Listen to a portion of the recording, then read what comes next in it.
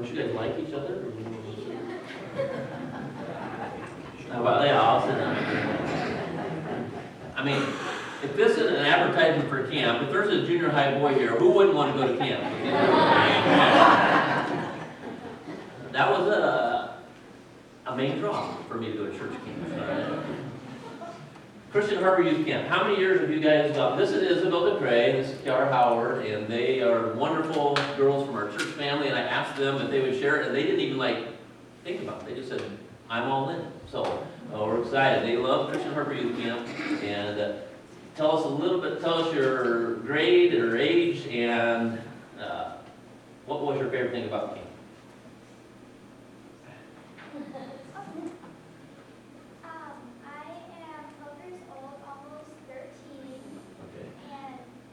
That a little closer, I think. Are we on? Grab one of the wireless ones, or two of the wireless ones on stage. It says we're on, but we'll give her a different one. How's that?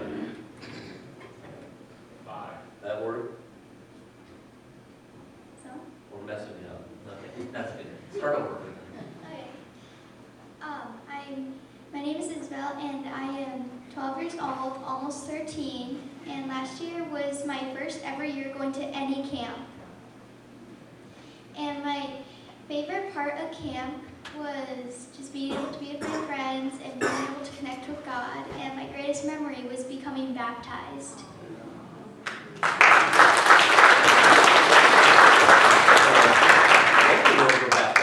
You were baptized by your dad. That was pretty awesome. I got to watch that. And you were baptized by your grandma at camp. That was pretty awesome too. Yeah, what's your favorite thing about camp? I'm Kiara. I'm 11 years old, and I've been going to camp for a while, and my favorite memory was getting baptized. Those were pretty special times.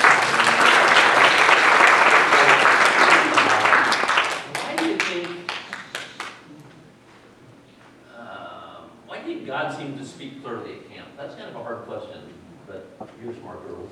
So, what do you think? What do you think it is about camp where you're just able to hear God's voice sometimes? Do you think that's true?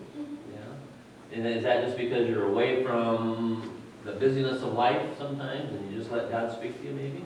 Yeah, I think that's one of the great things about camp is you're just put in a setting where God can speak, whether it's talks with friends, maybe with a class, maybe with a speaker in the evening or worship time. It just seems to be extra special. What are you looking forward to this next year at camp? Bringing an extra friend to camp. Oh, okay. Good. Anything you're looking forward to? I'm looking forward to learning about God and to bring my friend Natalie to camp because she moved away. Oh, and she's coming back. Somebody might remember the Nolans. So that's good. That's awesome. So, Isabel, you had something you were going to read. Do you want to read that? Sure.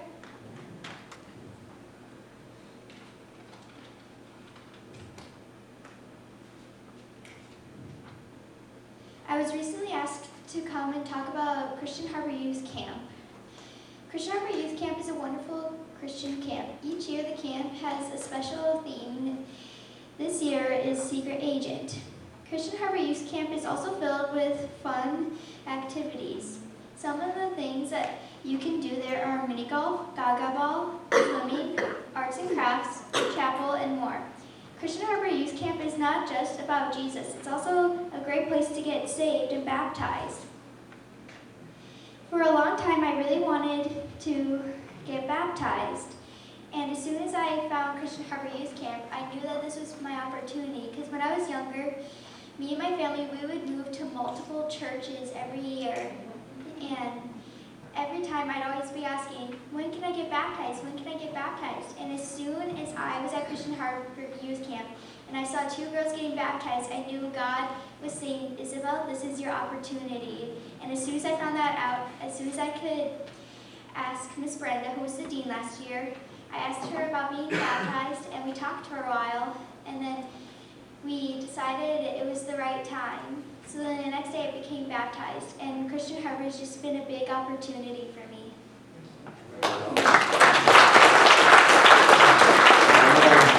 Those girls are great campers, and I know because your family's here, you can't mention the cute guys that go to camp too, all right? And you get away from your brothers for a little while? I mean, you didn't mention that at all either, so, no. So anyway, we look forward, and I'll try to come visit you at camp. Do you ever get like mail, and if you get 3 letters, you have to do something? Did they do that at your camp? I think it was 1 letter. Oh, 1 letter, If okay. you got mail, you had to tell a joke.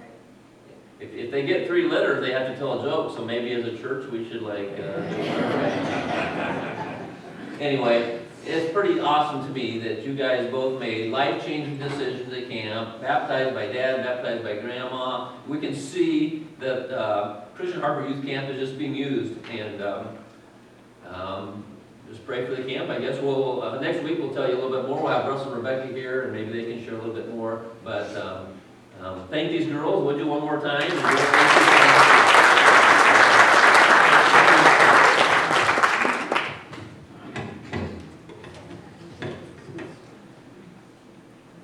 Yeah, church camp. I went to Camp of the Risen Sun. It was an old army base, and it was nothing like Christian Harbor Youth Camp with the beautiful Lake Fulton there. It was just like, there were hardly any trees there, but it was still a life-changing week for us because God's word was being proclaimed.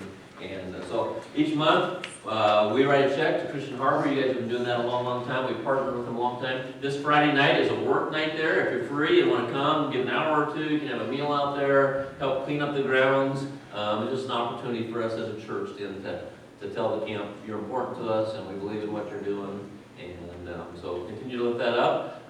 Camp season starts way too soon. I am speaking at high school week, and I've got a lot to do before June 8th. So pray for your preacher as well as you prepare to talk to a bunch of high school kids. Anyway, we'll try to keep you updated on the campus as the season progresses. Another special thing today is Memorial Day weekend, and we want to take a little moment. If you would turn your eyes to the screen, this video. This is you don't need words from me. We're just thankful for men and women who served, and many were unable to come home. They died wearing their uniforms. And so this is a weekend we remember, and this will kind of lead up into our communion time as we remember one who gave their life for us, the ultimate sacrifice made by Jesus Christ. So this will be a sort of our communion meditation as well as a time to reflect. I'm thankful for our current servicemen and women. I'm thankful that I had a grandpa that served and a nephew that served, and they were able to come home, but not all of them were so fortunate. So we pause to remember those who served and those who lost and gave their lives for our freedom.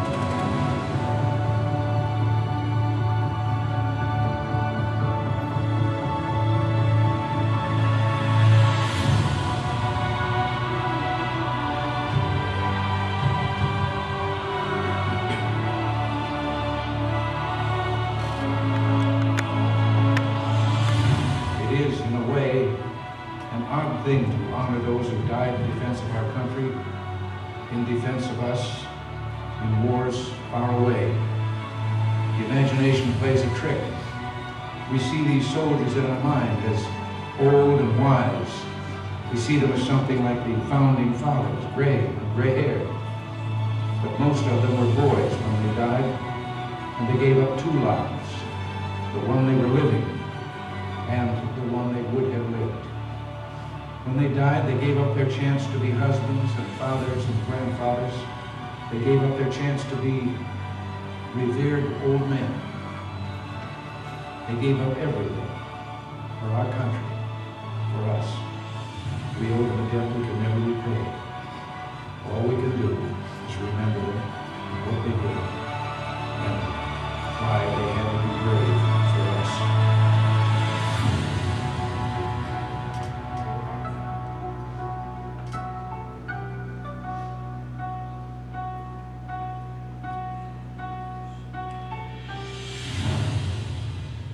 Would you bow with me, please? Father, we take time just to reflect and remember those in our military, those whose families were affected by loss and death so hard. And so we just pause and say thank you for those lives that were given in service to our country, and we enjoy many things because of them. Forgive us when we take those things for granted. We have men and women who are even here today who have served, and we're grateful for their service. But we pause to remember those whose lives were given in service to our country. Father, we also remember and reflect on a life that was given to us because of our sin. So we're thankful that Jesus loved us so much that he was willing to lay down his life. He willingly gave it down. He wasn't a forced thing. It was a willingness, a choice that he made to take a journey to the cross. And it was all because of love. And so we reflect and remember that love. Bless us now as we partake of these emblems that remind us of his sacrifice, his love. We pray these things in Jesus' name.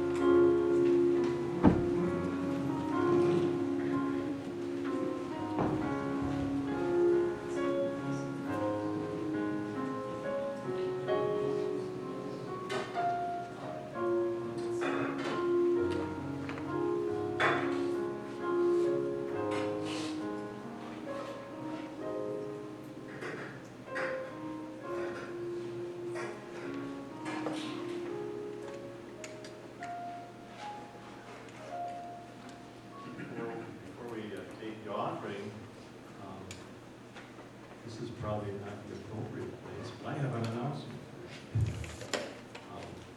Our church, as you know, has a cemetery, and tomorrow we do have Memorial Day services at the cemetery. They start at 10 o'clock. It starts out with a rumble because there's a motorcycle group that leads the Bruce Legion into our cemetery. You hear them about 2 miles away.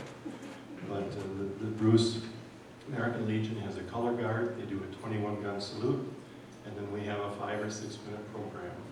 You're all invited. If you're not doing anything else for Memorial Day morning, it'd be great to see you out there. Our cemetery is located between here and Bruce. There'll be signs out on the highway.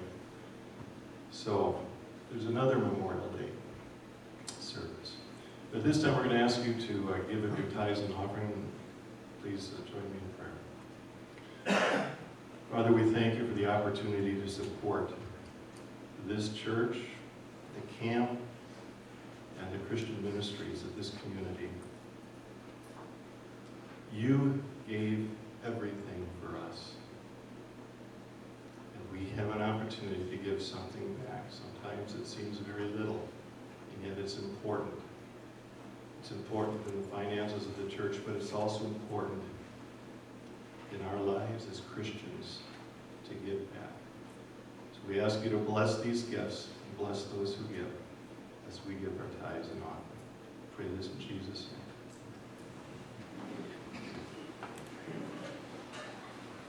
As the offerings being collected, I want to invite Donna and Janine to come. We have an event coming up very soon here. They've been working hard on it, and they just want to invite you and let you know what's going on with it. So we'll turn it over to Donna and Janine.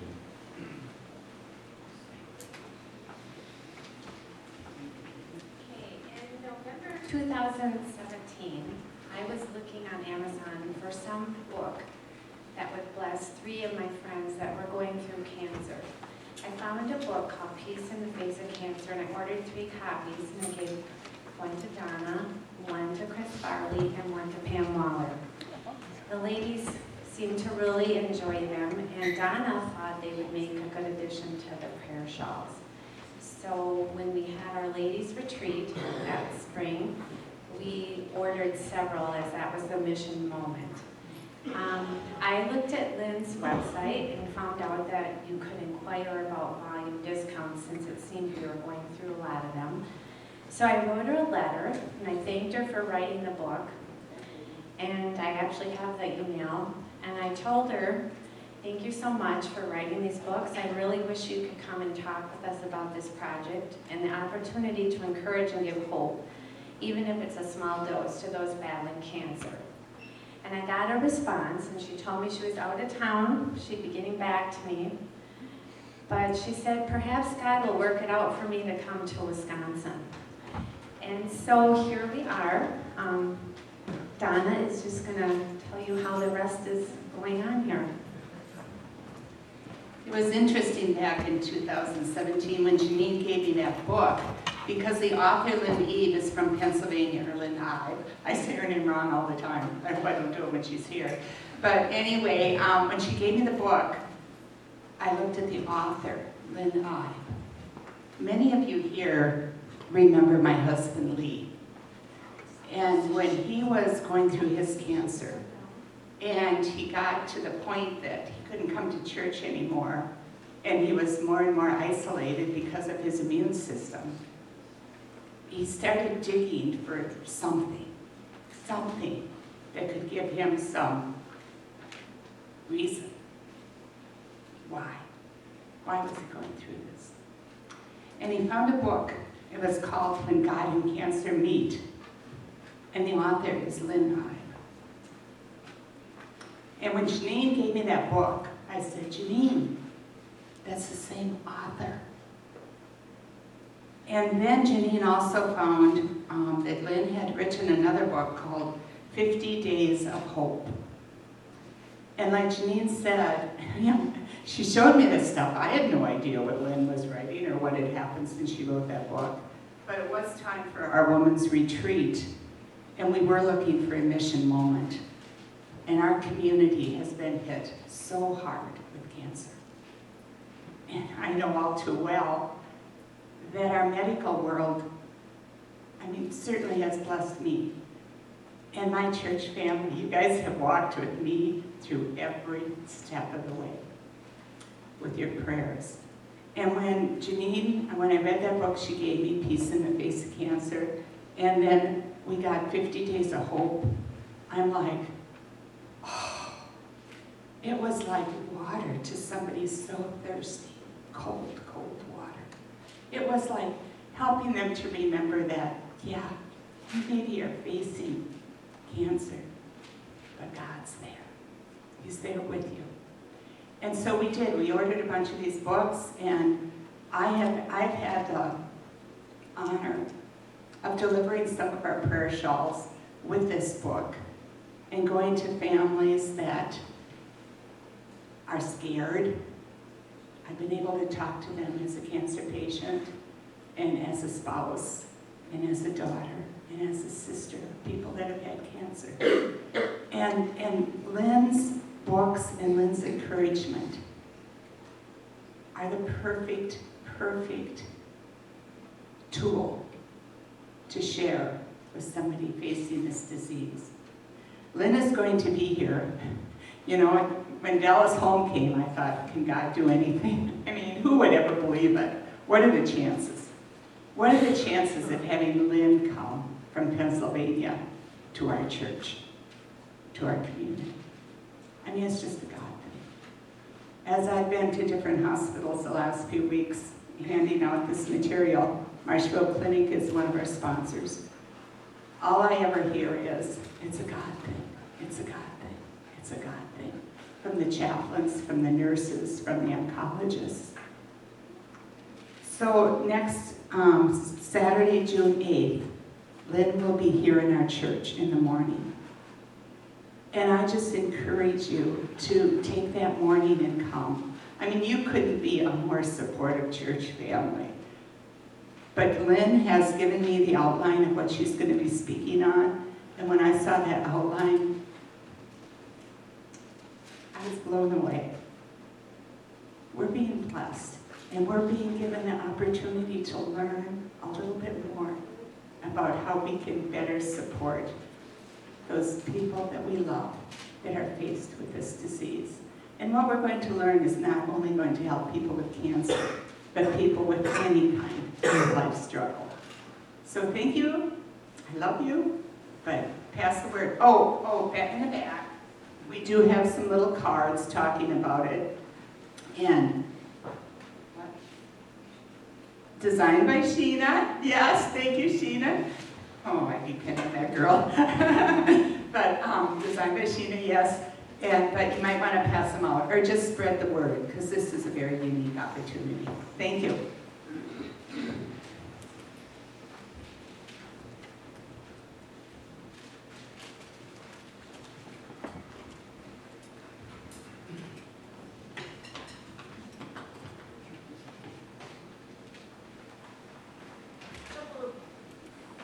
A couple of weeks ago, we finished up a series on who God is.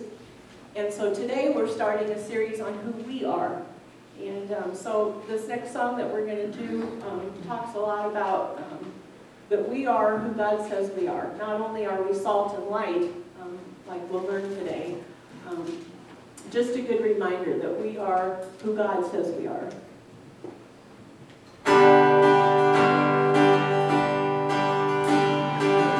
Who am I that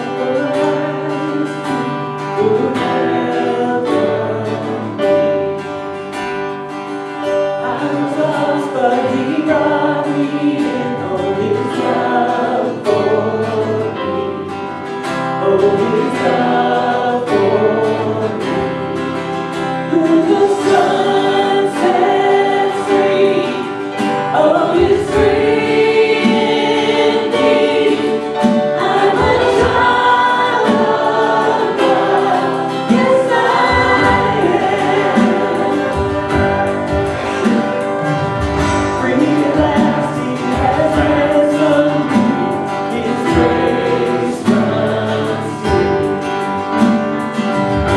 While I was a slave to sin, Jesus died.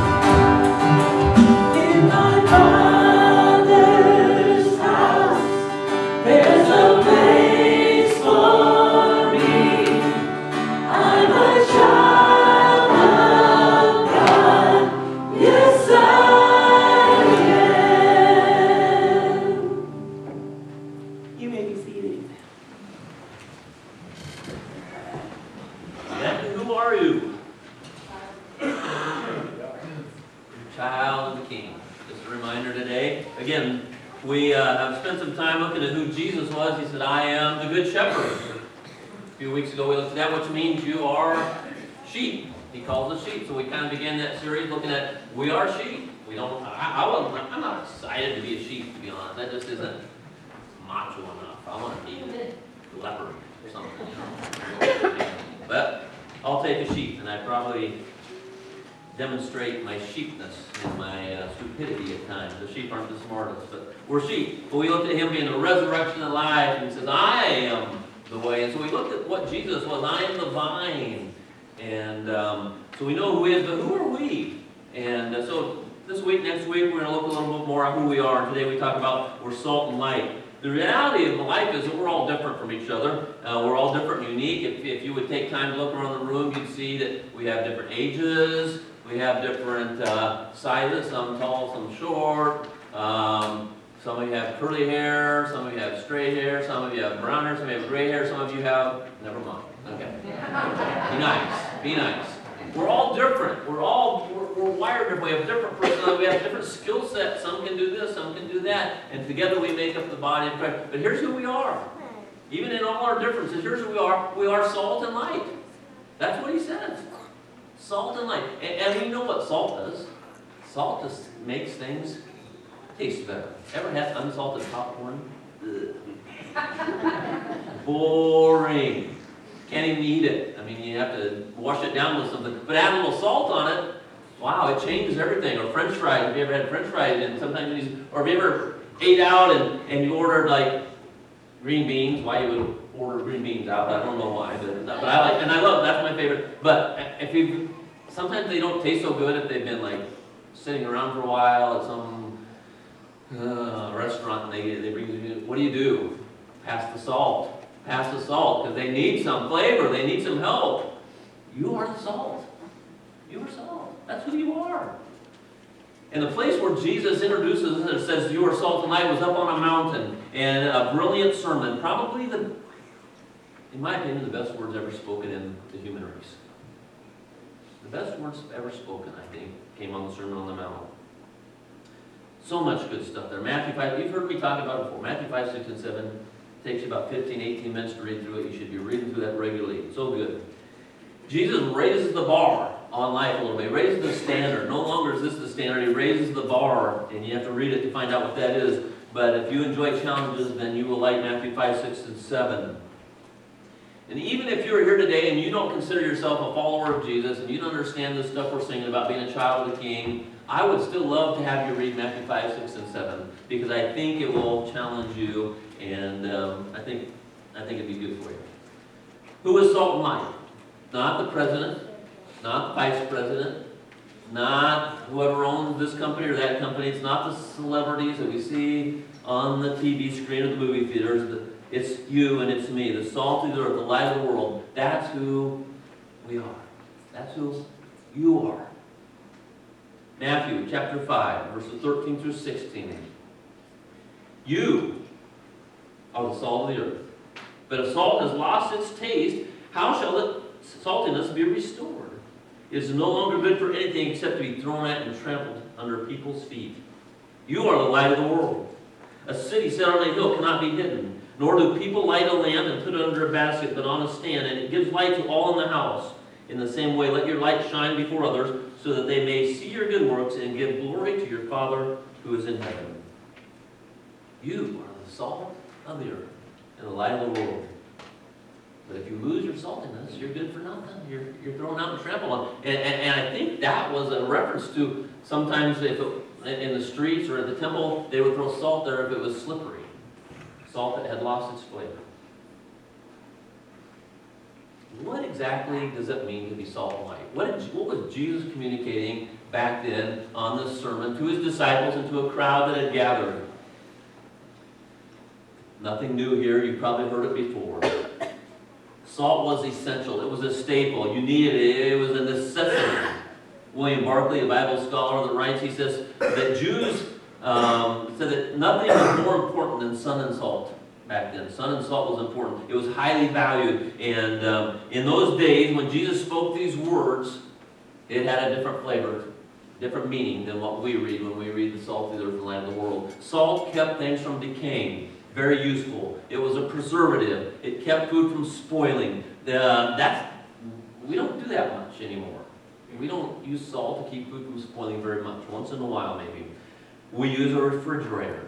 And aren't they awesome? You know, they are. But it makes our life better. We don't have to salt things down and store them in salt. But salt was essential back then. The Roman armies used to pay their soldiers with salt. I tried to verify that. Conflicting reports. Some said that's how they paid their soldiers. Roman paid their soldiers with salt. Because that's how important it was. That's where we get the saying, he's worth his salt. That was it. Some important words were spoken to me one time when a man I worked with, Jim's Cameron, was passed on. I was working in a cabinet shop, and I had decided to go back to school, and he said, Brian, you were worth your salt.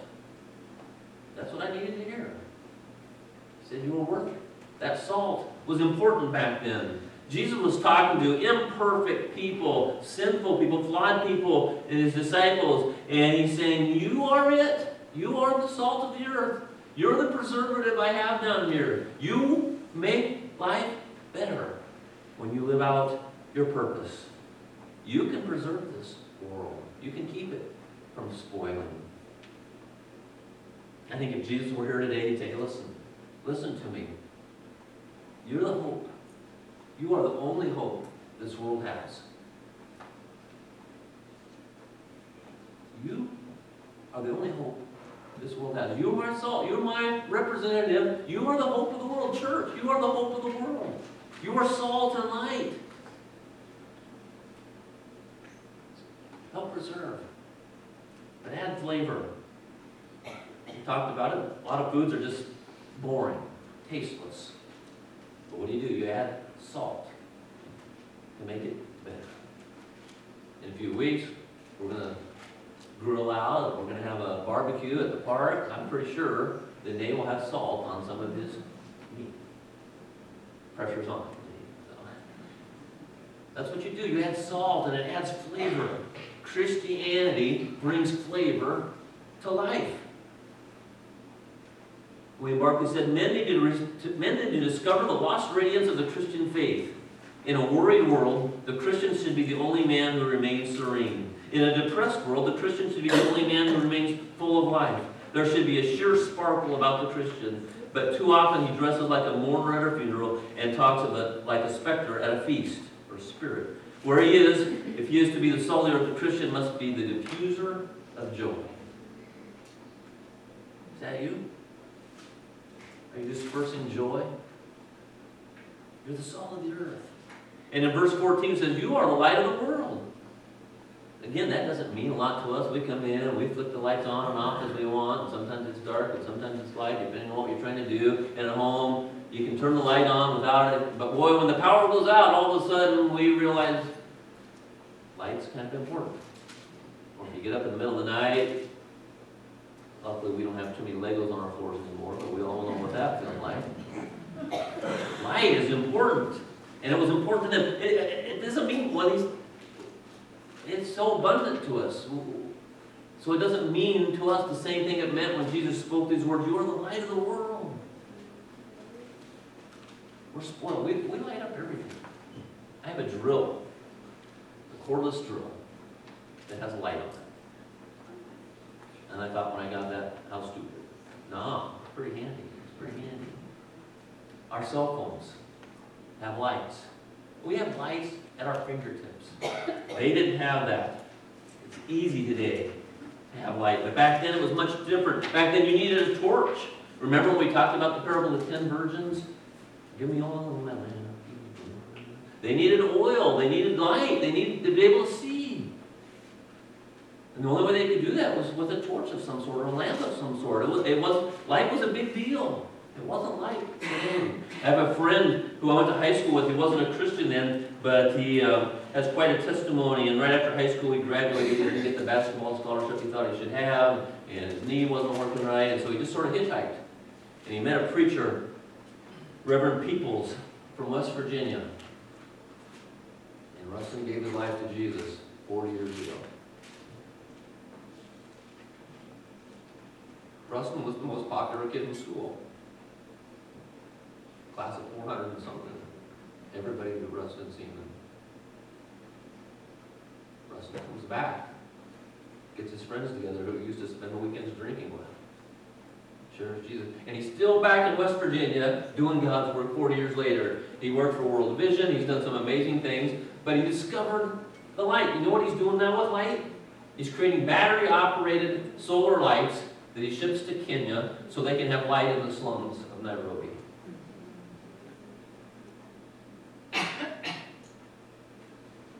Why? Because light's important to Nairobi. In the slums, they don't have electricity a lot of times. They couldn't do it. They can't study. The kids can't get an education because at dark, that's when the evil comes.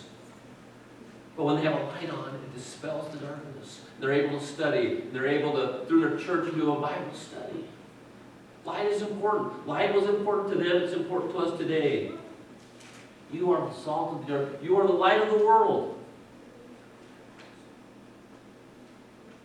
When we light our world, it keeps our world from stumbling in the dark.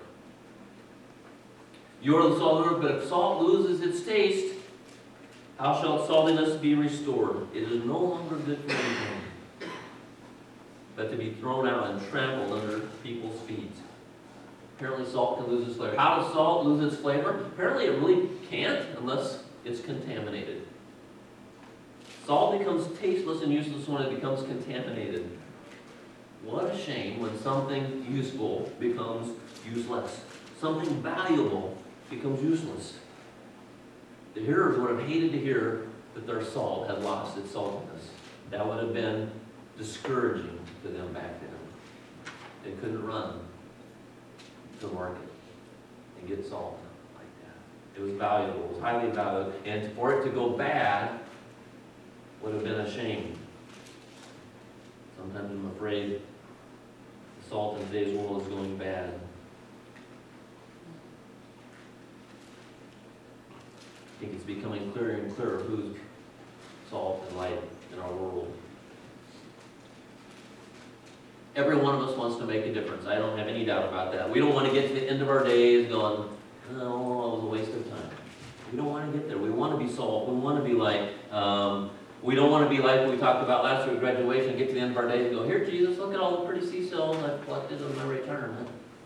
None of us really want that. We want to make a difference.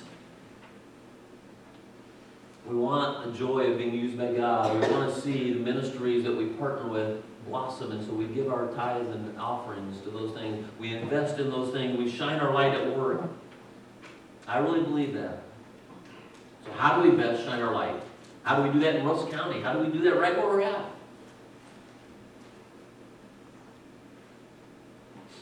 Not that hard in some ways, but it's hard in some ways.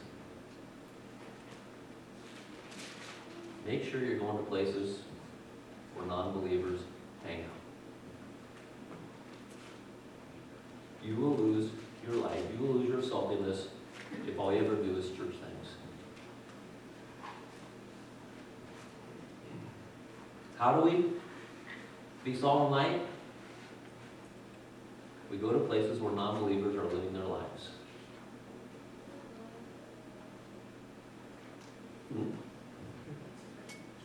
Jesus did that all the time. That's where he went. He went to them. Parties, homes of tax collectors, ungodly women at the well, places he wasn't supposed to have conversations with.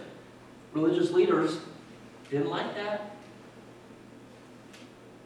Why would you want to shine your light in here all the time?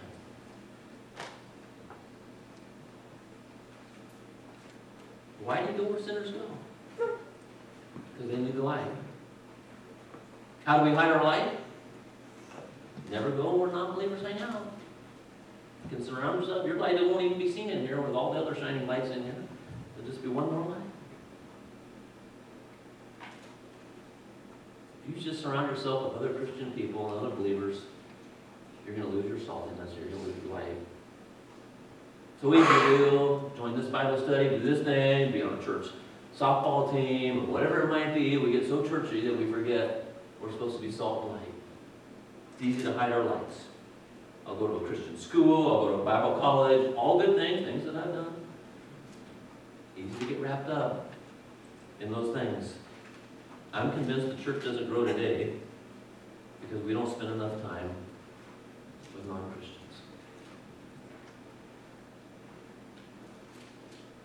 Another way to hide our light is to live a life that, like everybody else lives. Sometimes we try to be too much like the world and we don't even let our light shine there, and we just blend in and we don't shine a light. We're no different than the rest of the world. I'll come to church only if something better's not going on.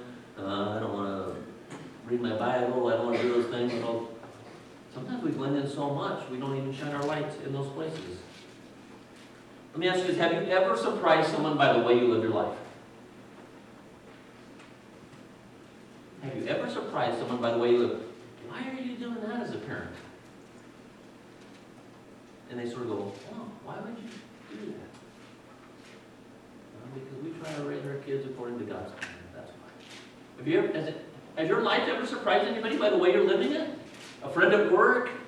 A family member who doesn't know Jesus? And they kind of go, oh. And I think I told this story. We were taking a group to Mexico, and we were getting ready to cross the border, and 50 or 60 of us there, and this guy goes, what are you doing? You know, we had a bus and vans, and I said, well, we're going across the border into Mexico, Juarez, to build some homes for some needy people. Really? How much are you going to make? Are you going to make a lot of money doing it? No. We actually bought the materials for the house, and we're going to build it for them and with them. What? You can't make any money doing that. And that's not what we're doing. I said, what do you do? He said, I own 4 strip clubs, and I'm making a lot of money. And he goes, you're not making any money doing this? He was shocked by the way we were living our lives. Is the way you're living your life surprising anybody? By the decisions you make to be God-honoring, God-fearing. Maybe if you don't have a life that's that way, maybe you have lost some saltiness. Maybe you're hiding your light.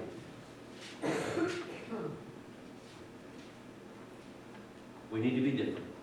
Church, we need to be different in a good way. Not in an abrasive way, not in an annoying way. And too many times that's the way we come across. In a way that's just, I care. I care. We don't judge. We just let our light shine. Let God do what He wants with that. We need convicted Christians who love those people who don't know Jesus. Which means we have to get out of our comfort zone once in a while. We have to go places where we're not comfortable. Not all that bad. They're not the enemy. Let me say that. The world's not the enemy. Satan's the enemy. Our non-Christian friends are not the enemy. They have real lives. They have real struggles, just like you and me.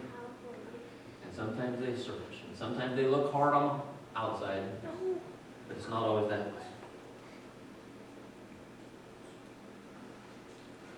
God has placed you in specific places, I believe, so that you can be salt and light. Specific places. You don't just go to work. You are the salt of the earth at where you work. You just don't go to school and walk the hallways of your school. God has placed you there for a reason. Philippians says, do everything without arguing so that you may be blameless and pure, children of God without fault in a crooked and perverse generation. Doesn't that sound like our generation? Crooked and perverse. In which you shine like stars in the universe as you hold out the word of life.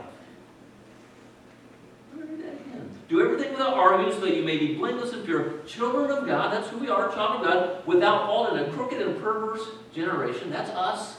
Even today, even those words are crooked and perverse. That's our world. In which you shine like stars in the universe. Could there be a better picture of what we're supposed to be? We're not little flashlights hiding in the bushel. No. I'm going to let it shine. And light shines best in dark places. Why shine light? Why be salt? In the same way, verse 16, let your light shine before others so that they may see your good works and give glory to your Father who is in heaven. You shine like a star, not so they can say, hey, look at me. So that they can give glory to God.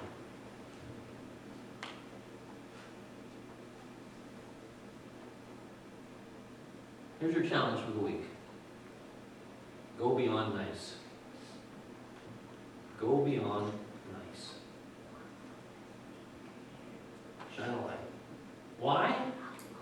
So that people might get a glimpse of God, so they can see His glory. And sometimes that's discouraging. We don't think they do. Go beyond nice. Shine a light. Sprinkle some salt. Add flavor to your workplace.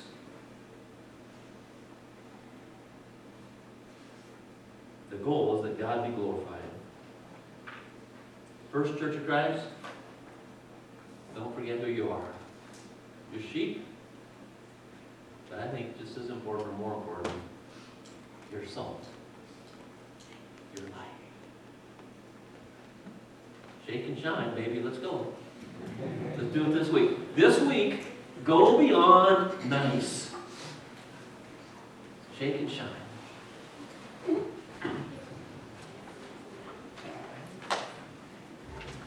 We're going to close with a song we've done before. I think we did it at the park. Maybe we'll do it at the park again coming up pretty soon. It's a mover, so you might have to get up and you might have to move a little bit with this one. We're doing this for a couple reasons. This is Ace and Robin. I think maybe their last Sunday. They, for some reason, think Montana is a good place to have a job. All right? So Robin has taken a job and a nurse anesthetist, and she will be a blessing to Libby, Montana, way up in the northern part of Montana. And so they'll be here another month or two, but they're getting ready to leave, and we will certainly miss them and what they've added to our church family. And Anna, she thinks Durand is a good place to be a teacher. And so we will miss Anna. She's impacted our community, and again, she has just blessed us with her musical abilities as well. And so this song is just a song that they've all sung before, and we'll close with that. But let's pray, and then we'll be dismissed. Dear God, you have called us your child, your children, and we're thankful for that. But with that comes a responsibility. You also said you are salt and light. And so may we this week be reminded, because you are Lord of all, we can shine brightly. And sometimes that means we're a little scared to do that. We don't know what the outcome will be, but we're going to trust you. We're going to shine, and we're going to sprinkle our salt, trusting that you will be seen in those actions. We pray in Jesus' name. Amen. Let's stand as we sing this last song.